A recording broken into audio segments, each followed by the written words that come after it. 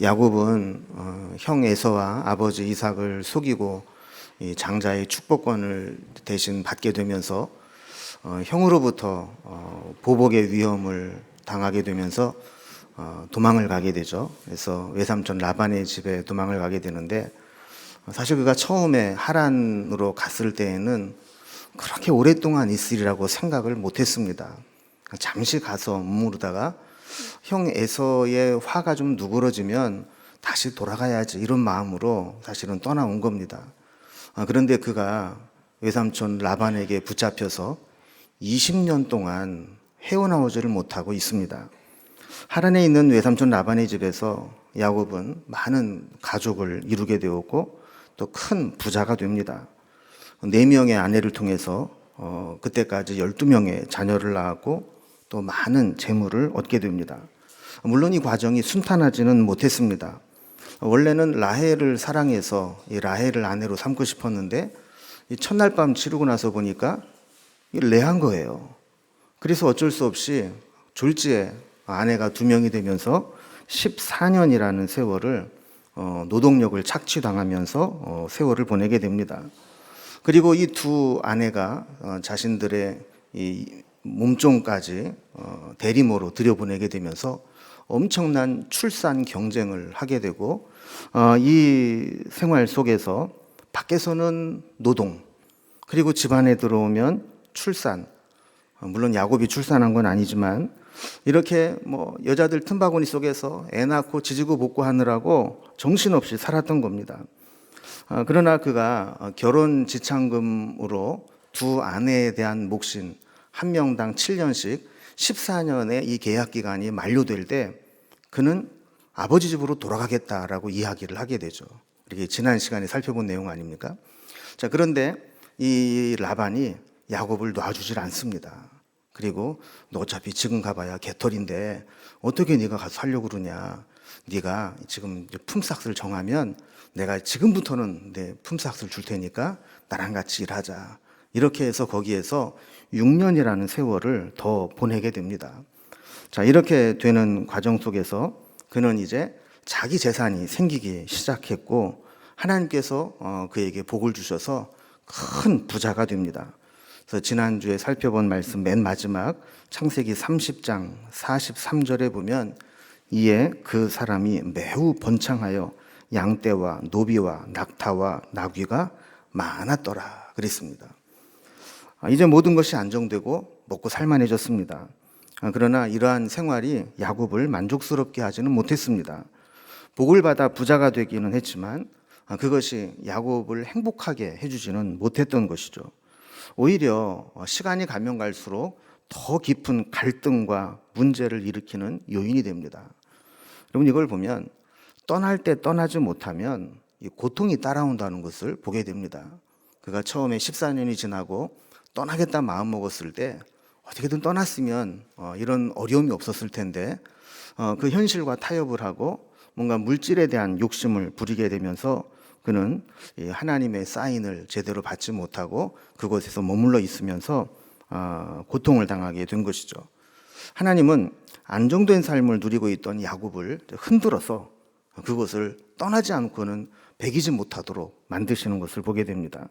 그래서 오늘은 야곱이 이렇게 하란을 떠나서 다시 고향으로 돌아가야 되겠다, 이렇게 결심을 하게 되는 장면을 보면서 우리도 우리의 삶의 환경과 또 말씀을 통해서 우리를 인도하시고 어떤 사인을 주실 때 어떻게 우리가 반응하며 살아갈 것인가, 이것을 한번 살펴보도록 하겠습니다. 먼저 오늘 첫 번째 살펴볼 것은 야곱이 하란에 있는 동안 상황이 많이 바뀌게 된 모습을 이야기하고 있습니다. 겉으로 보기에는 야곱이 원하는 것을 다 얻은 것처럼 보이고 안정된 삶을 사는 것처럼 보이지만 실제로는 어마어마한 이 변화들이 생겨나기 시작을 한 거죠. 1절을 보면 야곱이 라반의 아들들이 하는 말을 들은즉 야곱이 우리 아버지의 소유를 다 빼앗고 우리 아버지의 소유로 말미암아 이 모든 재물을 모았다 하는지라 그랬습니다. 이 말씀을 보면 이 라반에게는 레아와 라헬 딸만 있는 게 아니라 아들들도 있었다는 것을 알게 됩니다. 그리고 이 아들들이 어느 정도 이제 장성을 해서 그 양떼를 스스로 칠 수 있을 정도의 나이가 되었고, 아들들이라고 한 것으로 봐서는 한 명이 아니라 여러 명이 있다는 것을 우리가 알게 되죠. 그런데 우연히 그 아들들이 모여서 이야기하는 소리를 듣게 됩니다. 직접 들었는지 누굴 통해서 들었는지는 모르겠지만 그들이 뭐라고 얘기를 하느냐 하면, 야곱이 우리 아버지의 소유를 다 빼앗고 우리 아버지의 소유로 말미암아 이 모든 재물을 모았다, 이렇게 이야기를 했다는 거예요. 야곱의 입장에서는 억울하지 않겠습니까? 자기는 밤낮 없이 그렇게 열심히 일을 하고 또 하나님이 복을 주셔서 자기가 부자가 됐는데, 처남들이 볼 때에는 이게 아버지 재산을 빼앗고 강탈하고 도적질해서 재산을 축적한 것으로 보고 있다라는 겁니다. 그러니까 그들이 볼 때 빼앗겼다라는 이야기는 원래 자기네들 것인데 그 외사촌 되는 야곱이 빼앗아 갔다, 강탈해 갔다, 속여서 가지고 갔다, 이런 뜻 아닙니까? 그러니까 야곱이 이런 소리를 들었을 때 얼마나 기가 막혔겠어요. 여러분, 사실 속이고 빼앗은 것은 라반이 속이고 빼앗은 것이지 야곱이 속이고 빼앗은 것은 아니잖아요. 야곱이 외삼촌 라반에게 속아서 허송세월을 보낸 시간이 얼마나 됩니까?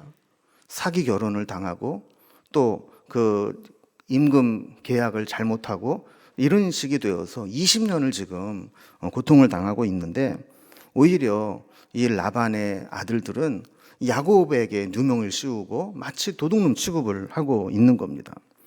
이뿐만이 아닙니다. 2절을 보면 야곱이 라반의 안색을 본즉 자기에게 대하여 전과 같지 아니하더니 그랬습니다. 그러니까 라반의 아들들이 자기에 대해서 꿍시렁꿍시렁하고 뒤에서 하는 얘기를 듣는 것도 사실은 괴로운데, 어느 순간 보니까 이제는 외삼촌도 자기를 대하는 것이 예전 같지가 않더라는 거예요. 그러면 사람이 이 감정이 있으니까 촉이 있고 느낌이 있잖아요. 벌써 이제 표정이 다르다는 거죠. 그래서 예전에는 안 그랬는데 뭔가 이 눈치가 달라진 겁니다. 야곱이 어쨌든 자기에게 도움이 되고 자기의 재산을 불려줄 것처럼 잘 이용만 하면 꼭 필요한 존재인 것처럼 생각을 해서 라반이 야곱을 붙들어 두고 잘 대해줬는데, 어느 순간 보니까 이게 완전히 달라졌다라는 거예요.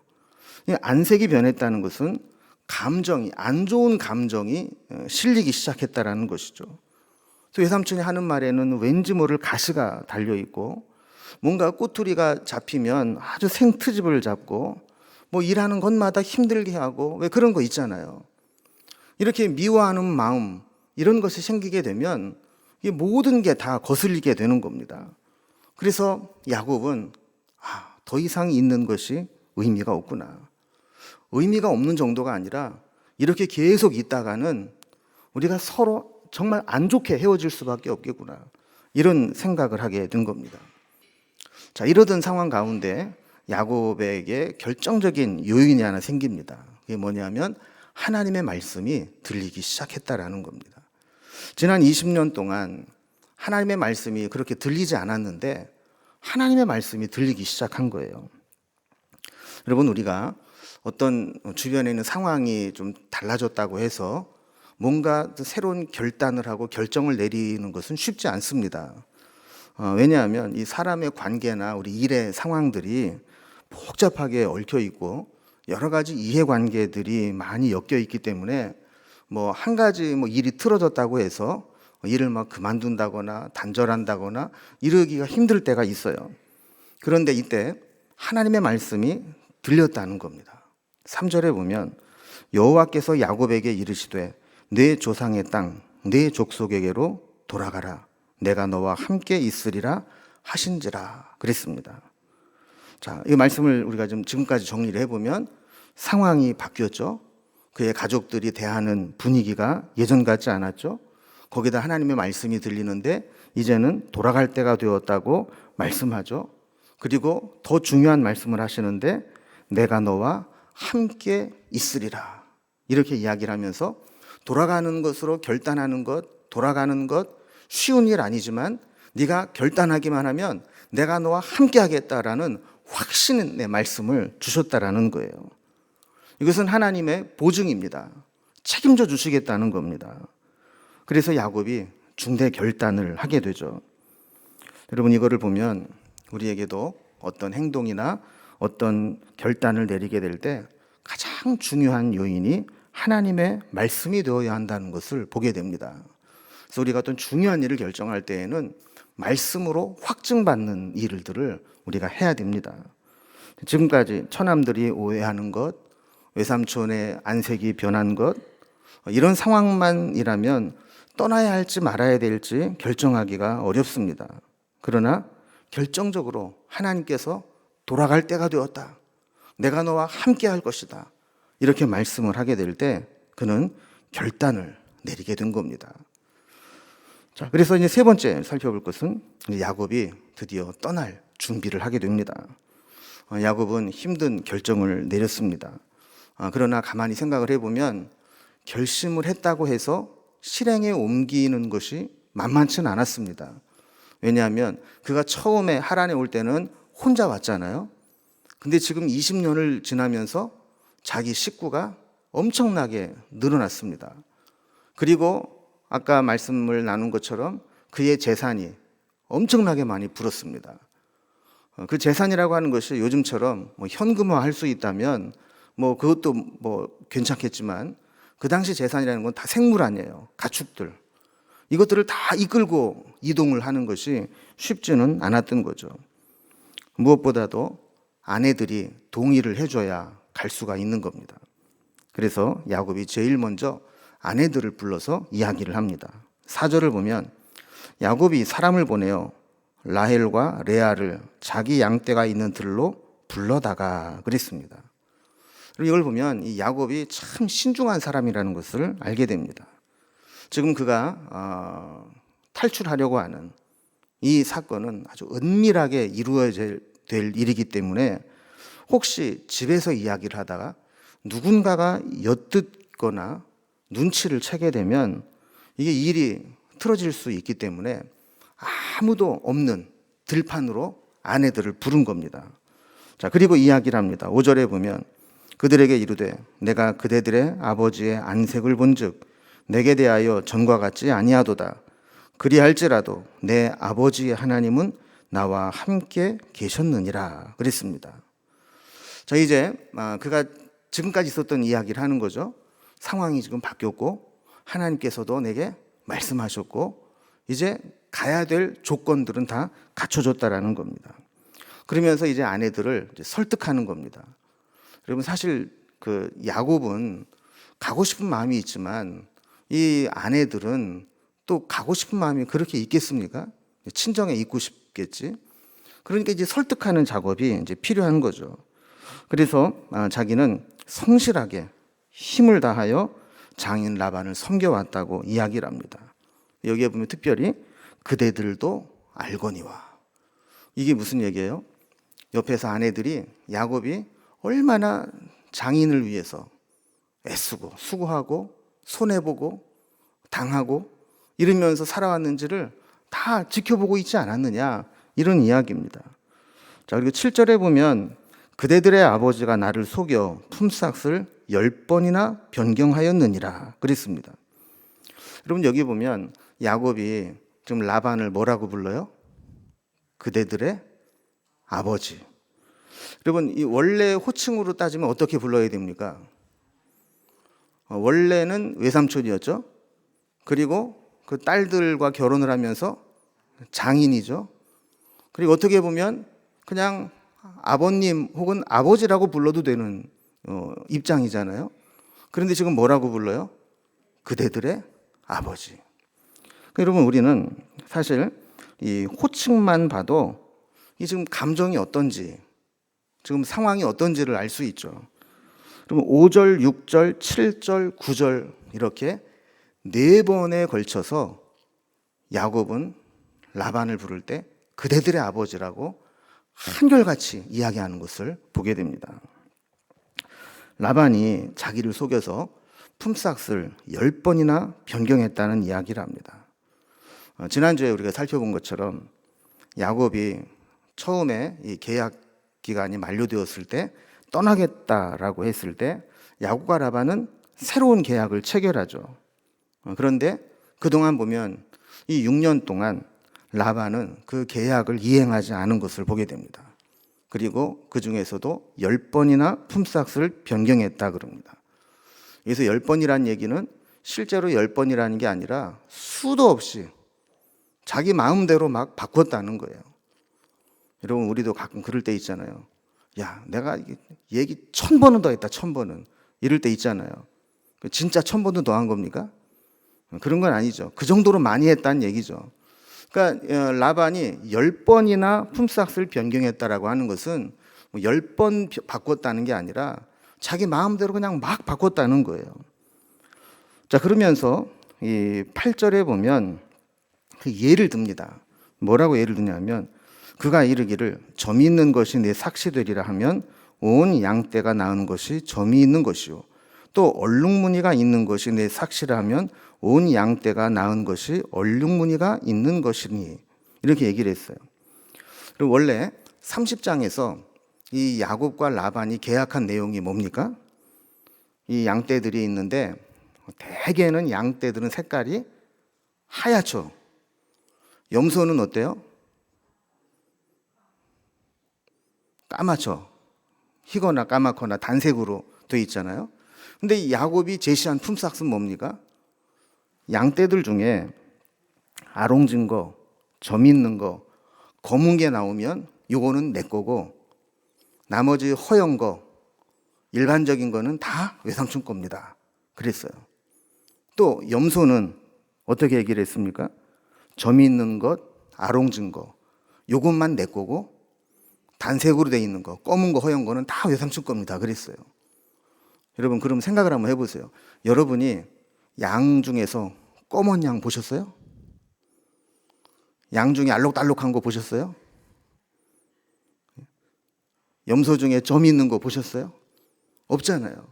그러니까 라반이 볼 때에는 야곱이 이 머리가 잘못된 놈이에요. 망하려고 작정을 한 놈이에요. 그래서 얼른 좋다고 계약을 했죠. 그래, 양 중에서 아롱진 거, 점 있는 거, 검은 거 나오면 네 거 하고 나머지는 다 내 거야. 그리고 염소 중에서 만약에 점이 있고 아롱진 거 있으면 네 거고 꺼먹고 허옇고 한 건 다 내 거야. 이렇게 계약을 했어요. 근데 가만히 보니까 점점 이 희귀종들이 많이 태어나기 시작을 한 겁니다. 그러니까 이제 바꾸는 거죠. 뭐라고 바꿔요? 야, 이제부터는 점 있는 것만 네 거 해.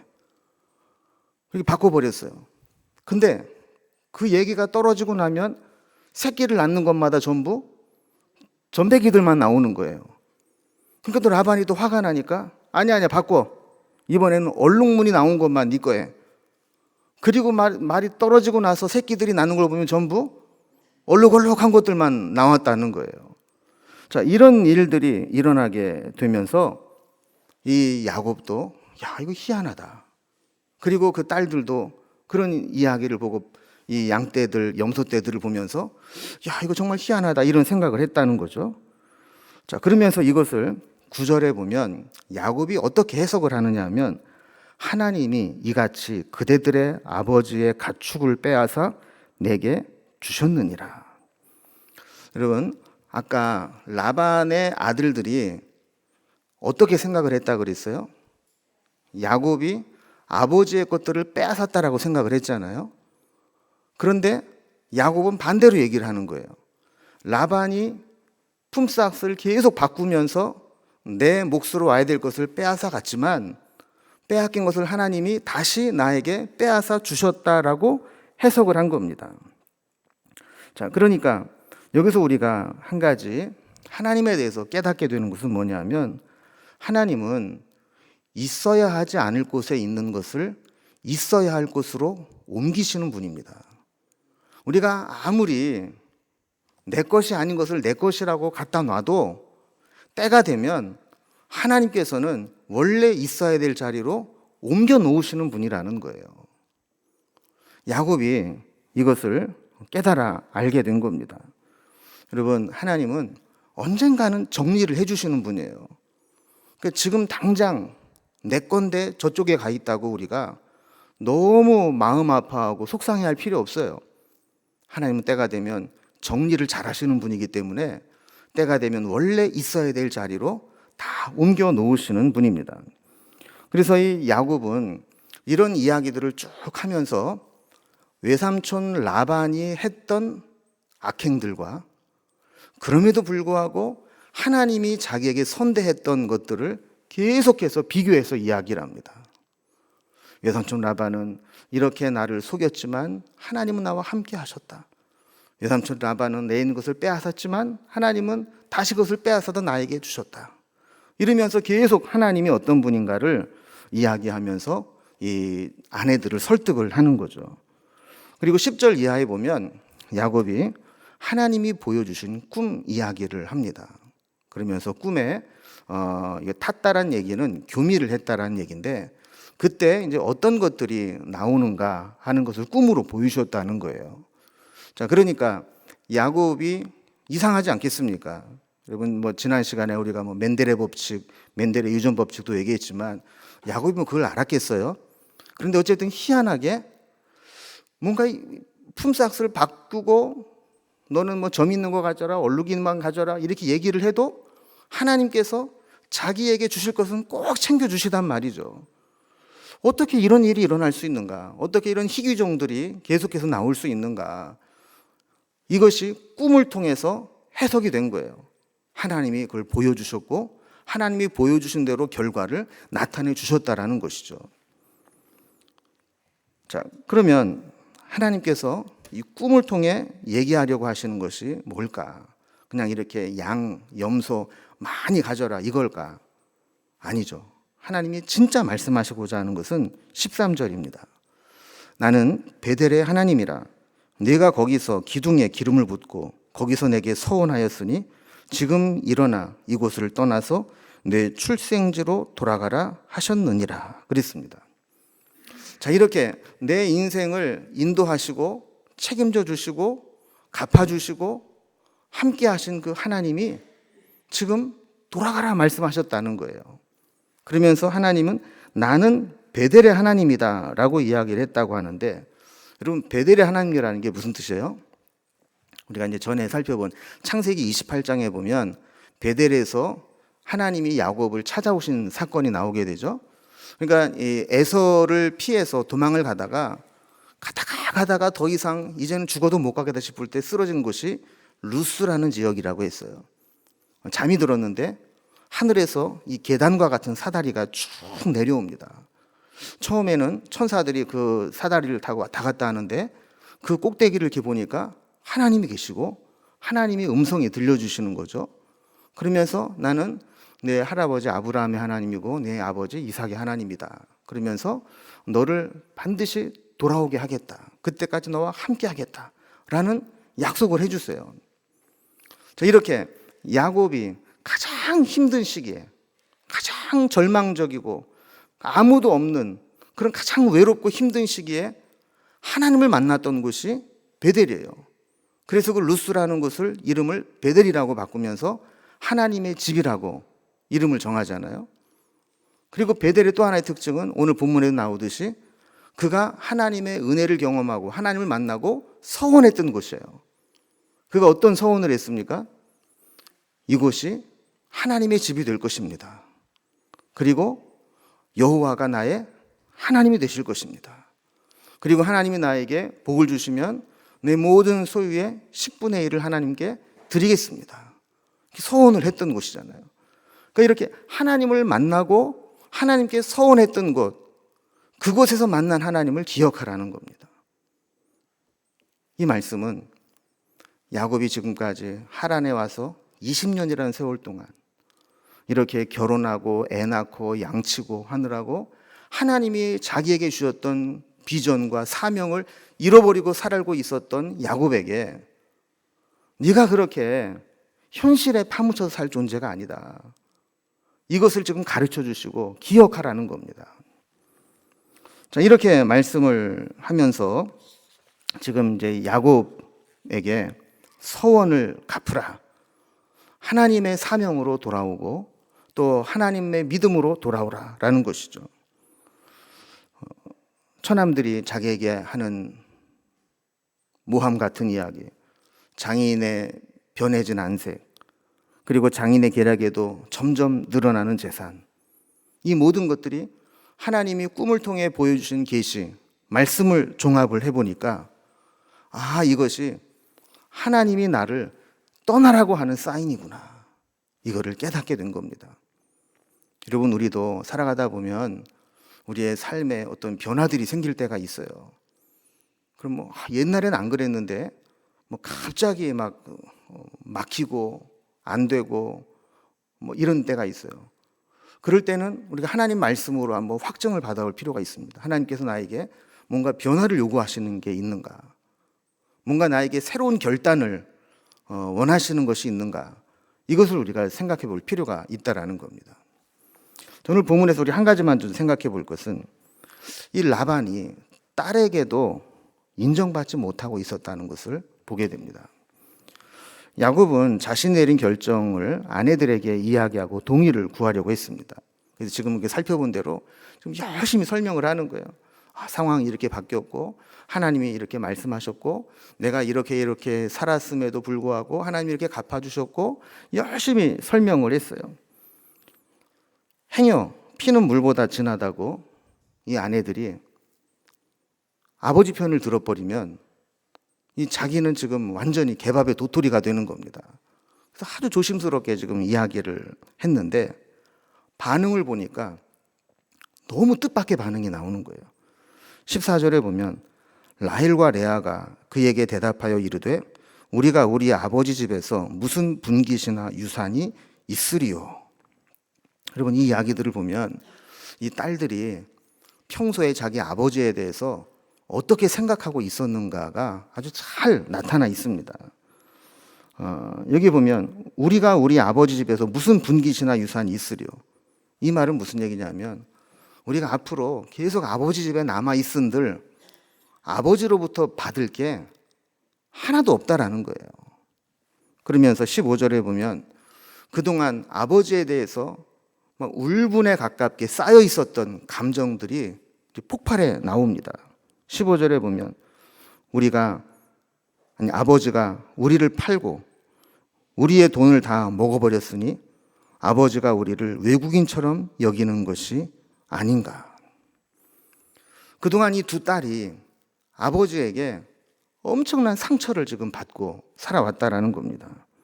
여기 보면 아버지가 자기에게 한 것을 크게 세 가지 얘기하잖아요. 첫째는 우리를 팔았다. 마치 인신매매처럼 자기를 딸로 여기지 않고 팔아버렸다는 거예요. 두 번째, 우리를 판 돈을 다 먹어버렸다. 남편 야곱만 아버지에게 빼앗긴 인생이 아니라 자신들의 인생도 아버지에게 다 빼앗겨버린 인생이라는 겁니다. 세 번째로, 아버지가 우리를 외국인처럼 여긴다. 여러분, 당시에 외국인은 노예를 붙잡아다가 부리지 않았습니까? 자기는 자식도 아니라는, 자식 취급도 못 받고 노예 취급을 받았다는 거예요.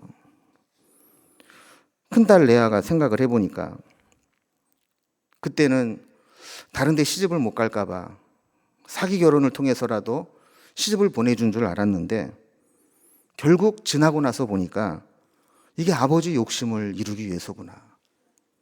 나를 그렇게 야곱에게 팔아서 7년 동안 야곱을 더 붙들어 둘 속셈으로 그런 것이구나.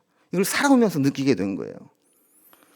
또 작은 딸 라헬 역시 자신들의 결혼 지참금으로 야곱을 14년이나 종처럼 부리고, 그리고 야곱에게도, 그리고 딸들인 자기에게도 아무것도 해주지 않은 것에 아주 강한 불만을 품고 있었던 것을 보게 됩니다. 그래서 아버지에게 우리는 딸이 아니야, 외국에서 붙잡아온 노예지, 그래서 인신매매처럼 팔아넘기는 그런 존재지, 우리는 딸 대접을 한 번도 못 받아왔어, 이런 이야기를 지금 하고 있다라는 거예요.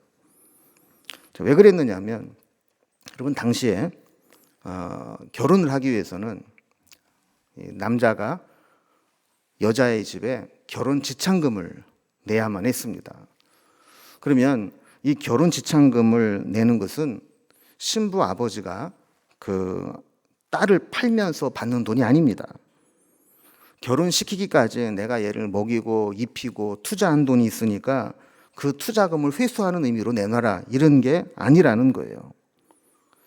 신부의 아버지는 결혼 지참금을 받아서 그 돈의 상당 부분을 딸에게 시집 갈 때 줍니다. 왜 그러냐면 시집을 가면 사실 비상금이 필요하잖아요. 당시 여자들은 경제적인 활동을 못했기 때문에 이렇게 뭔가 좀 필요할 때 쓰도록 가지고 있어야 유사시에 쓸 수 있는 비상금이 됩니다. 특히 만약에 신랑이 무슨 일을 당해서 일찍 세상을 떠나기라도 한다면 그야말로 아무것도 할 수 없는 생과부가 되는 겁니다. 그럴 때 노년을 책임질 수 있는 재산을 결혼식 때 받았던 지참금으로 딸이 시집 갈 때 주는 겁니다. 근데 문제는 야곱이 지참금이 있었어요? 없었어요? 없었죠. 그래서 그 지참금을 몸으로 떼운 겁니다. 그래서 한 명당 7년씩 해서 14년을 떼운 거예요. 자, 그렇다면 원래 제대로 된 계산법이라면 라반이 어떻게 해야 됩니까? 야곱의 임금을 적금을 뒀든지 모아두었다가 그 계약 기간이 7년씩 14년이 끝나면 그걸 딸들에게 줘야 됐죠. 그런데 자기가 경험한 아버지는 죽어도 안 줄 사람이라는 거예요. 그러니까 결국 딸들이 생각할 때 그럼 우리를 팔아먹은 거지 뭐냐. 결국 우리는 팔려온 거지 아버지가 우리를 시집 보내준 게 아니다. 그리고 딸보다도 돈에 더 관심이 많은 아버지에게 있어서는 우리는 아무것도 아니다. 이런 생각을 하게 되었다라는 겁니다. 그래서 그들이 내린 결론이 16절입니다. 하나님이 우리 아버지에게서 취하여 가신 재물은 우리와 우리 자식의 것이니 이제 하나님이 당신에게 이르신 일을 다 준행하라. 그러니까 하나님께서 라반에게 있었던 재물 가운데 야곱에게 주신 것들은 하나님이 주신 거라는 거예요. 그리고 아버지가 지참금으로 줘야 될 것을 주지 않았기 때문에 우리는 아버지에 대한 의무가 이제는 없다는 겁니다. 그 딸들과 딸들이 낳은 자식들은 이제 아버지에게 아무런 법적인 걸릴 게 없는 자유의 몸이 되었으니 당신의 하나님이 말씀하신 대로 준행하십시오. 따르겠습니다. 이런 이야기를 하는 겁니다. 여러분, 고대 사회에서 이렇게 친정을 떠나고 가족을 떠나고 삶의 터전을 떠난다는 것 쉬운 일이 아닙니다. 그러나 하나님께서는 이들의 마음도 움직여 주셔서 떠날 수 있도록 결단을 하게 해주신 것이죠. 여기서 한 가지 재미있는 것은 여러분, 이 전까지 지난번 살펴본 30장에서 보면 레아와 라헬이 사이가 좋았습니까? 안 좋았습니까? 안 좋았죠. 칼만 안 들었지 서로 보이지 않는 전쟁을 치르고 있었잖아요. 자기가 날 수 있는 만큼 낳고 못 나면 여종을 통해서라도 낳고 이래서 어떻게 하든지 내가 쟤보단 나아야 되겠다 이러면서 이 총만 안 든 전쟁을 하고 있었다고요. 그런데 하나님께서 역사하시니까 이 둘이 의기투합합니다. 어제의 적이었는데 오늘의 동지로 싹 바뀌어버립니다. 여러분, 이건 우리에게 뭘 보여주냐면 야곱이 현실에 헤매고 있을 때에는 모든 게 뒤죽박죽인 거예요. 그런데 야곱이 하나님의 말씀을 붙잡고 믿음으로 결단하고 내가 사명을 따라서 다시 돌아가야 되겠다라고 결단을 하고 나니까 지금까지 그렇게 복잡하게 얽혀 있었던 주변의 상황들이 정리되는 모습을 보여주는 겁니다. 여러분, 하나님이 우리에게 행하시는 일들이 그렇습니다.